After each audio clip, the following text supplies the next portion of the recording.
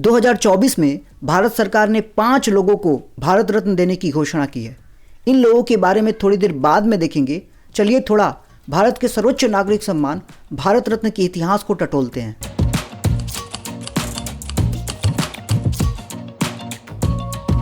दो जनवरी 1954 से शुरू होने वाला यह अवार्ड अब तक 53 लोगों को दिया जा चुका है। 1954 में 3 लोगों को भारत रत्न से सम्मानित किया गया था।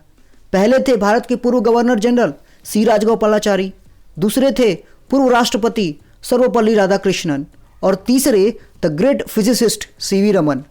आश्चर्य की बात देखिए, ये तीनों तमिलनाडु से बिलोंग करते थे।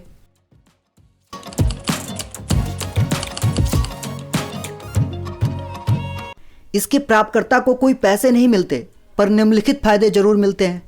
पीपल के आकार का पदक, आगे में भारत रत्न लिखा रहता है तथा पीछे में अशोक स्तंभ और उसके नीचे सत्यमेव जयते रहता है। भारत के राष्ट्रपति द्वारा हस्ताक्षरित प्रमाण पत्र मिलता है। किसी राज्य के भीतर यात्रा करते समय राज्य सरकारों द्वारा राज्य अतिथि के रूप में व्यवहार होता है। इनको डिप्लोमेटिक पासपोर्ट दिया जाता है। इंडियन ऑर्डर ऑफ प्रेसिडेंस में ये 7वें स्थान पे आते हैं, सुप्रीम कोर्ट के जज के भी ऊपर। सुप्रीम कोर्ट के जज का ऑर्डर ऑफ प्रेसिडेंस 9th है और इनका 7th। और एयर इंडिया के टिकट पर छूट।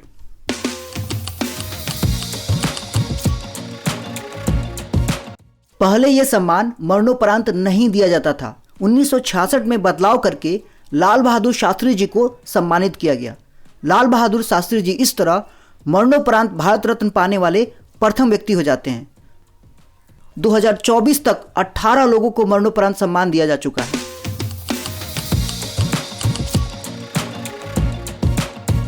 ऐसा कोई नियम नहीं है कि भारत रत्न सिर्फ भारतीय नागरिकों को ही दिया जाएगा। 1980 में naturalised Indian citizen mother Teresa को यह सम्मान दिया गया। इसके साथ साथ 2 नॉन भारतीय को भी भारत रत्न दिया जा चुका है। 1987 में पाकिस्तान के फ्रंटियर गांधी के नाम से जाने जाने वाले खान अब्दुल गफ्फार खान जी को और 1990 में पूर्व South African president Nelson Mandela ji को।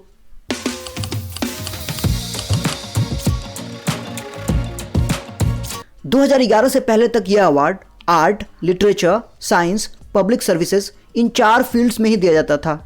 पर दिसंबर 2011 में भारत सरकार ने इसे बदलकर any field of human Endeavour कर दिया, यानी मानव प्रयास का कोई भी क्षेत्र। मतलब अब भारत रत्न किसी भी क्षेत्र में दिया जा सकेगा। इसके बाद ही सचिन तेंदुलकर को भारत रत्न दे पाना संभव हो पाया, क्योंकि वो खेल से जुड़े हुए थे।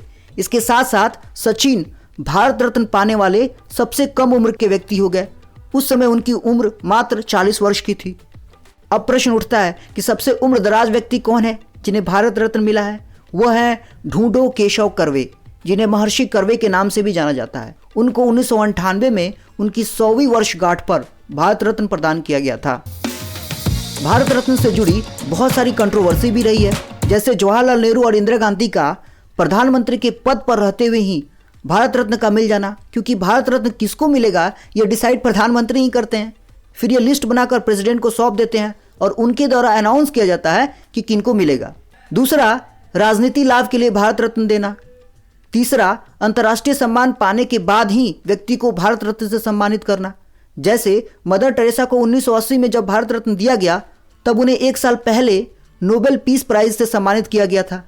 यही चीज सत्यजीत रे और अमर्त्य सेन के साथ भी हुआ। मेजर ध्यानचंद, होमियो जहांगीर भाभा, विक्रम साराभाई, इन दिग्गजों को अभी तक भारत रत्न नहीं देना।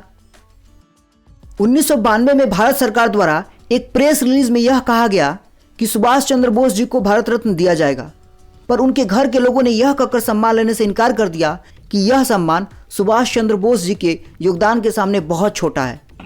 So I feel, and the Bose family as a whole, we feel that this award, although it is the highest civilian award, it is probably not appropriate to be conferred to Subhash Chandra Bose. Bharat Ratna सम्मान को 2 बार कुछ सालों के लिए suspend भी करा गया है। पहली बार 1977 से 80 के बीच, जब मोरारजी देसाई प्रधानमंत्री थे। उन्होंने सारे पर्सनल सिविल ऑनर्स को बंद कर दिया था। फिर 1980 में जब इंदिरा गांधी पद संभाली तो इस अवार्ड को फिर से शुरू कर दिया। और दूसरी बार 1992 से 95 के बीच, जब केरल और मध्य प्रदेश हाईकोर्ट में इस अवार्ड के कॉन्स्टिट्यूशनल वैलिडिटी को लेकर PIL डाला गया था। 1995 में सुप्रीम कोर्ट के 5 बेंच ने ये फैसला सुनाया कि भारत रत्न और पद्म अवार्ड प्राप्त व्यक्ति अपने नाम के पहले भारत रत्न या पद्म अवार्ड लिख सकता है और इसे संविधान के आर्टिकल 18(1) से बाहर रखा जाए। अब आ जाते हैं 2024 के रिसिपेंट्स पर। पहले हो गए बिहार के समस्तीपुर जिले में जन्मे कर्पूरी ठाकुर जी। इन्हें जननायक के नाम से संबोधित किया जाता है। 1970-71 के बीच ये बिहार के मुख्यमंत्री रहे। इसके बावजूद जब इनकी मृत्यु हुई तो उनके पास रहने के लिए ठीक से पक्का मकान नहीं था। बिहार में हिंदी को बढ़ावा देने, शराबबंदी लागू करने और OBC को जॉब में आरक्षण देने के लिए इन्हें विशेष याद किया जाता है। दूसरे हो गए कराची में जन्मे लाल कृष्ण आडवाणी जी। भारत के पार्टीशन के बाद इनका पूरा परिवार भारत आ गया था। यह BJP पार्टी के सह संस्थापक रहे हैं और 2002 से 2004 के बीच 7th डेप्यूटी PM भी रहे हैं।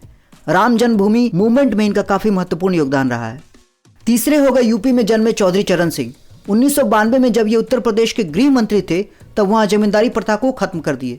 1977 में मोरारजी देसाई की सरकार के अंदर ये भारत के गृह मंत्री बने। तब उन्होंने CBI को आदेश दिया कि इंदिरा गांधी को अरेस्ट कर लिया जाए, पर विदाउट हथकड़ी।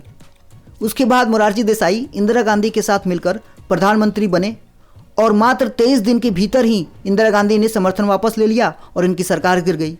इन्हें किसानों का मसीहा कहा जाता है। 1980 में इन्होंने राष्ट्रीय लोक दल पार्टी की स्थापना की थी। चौथे हो गए PV नरसिम्हा राव। ये 1971 से 73 के बीच आंध्र प्रदेश के CM रहे हैं।